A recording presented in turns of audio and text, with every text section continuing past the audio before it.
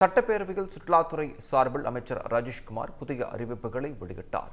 அப்போது உதகை, கொடைக்கானலில் rope car அமைப்பதற்கான சாத்தியக்கூறு அறிக்கை பெறப்பட்டு அதற்கான நடவடிக்கைகள் தீவிரமாக மேற்கொள்ளப்படும் என்று அறிவித்தார்.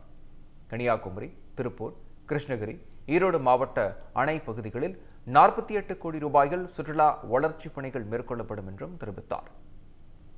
படகு இல்லங்கங்கள் உள்ள இயந்திர படகுகள் 17 கோடியே 82 லட்சம் ரூபாய் மதிப்பீட்டில் படிப்படியாக மின்சார படகுகளாக மாற்றப்படும் என்றும் அறிவிக்கப்பட்டுள்ளது.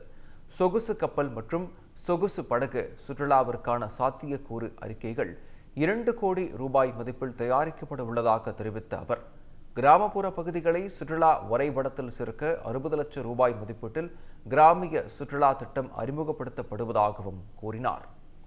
சென்னையை உலகளாவிய வணிக சுற்றுலா மையமாக மாற்ற சென்னை MICE ப்ரமோஷன் பியூரோ என்ற அமைப்பு உருவாக்கப்படும் என்றும் அவர் தெரிவித்துள்ளார்.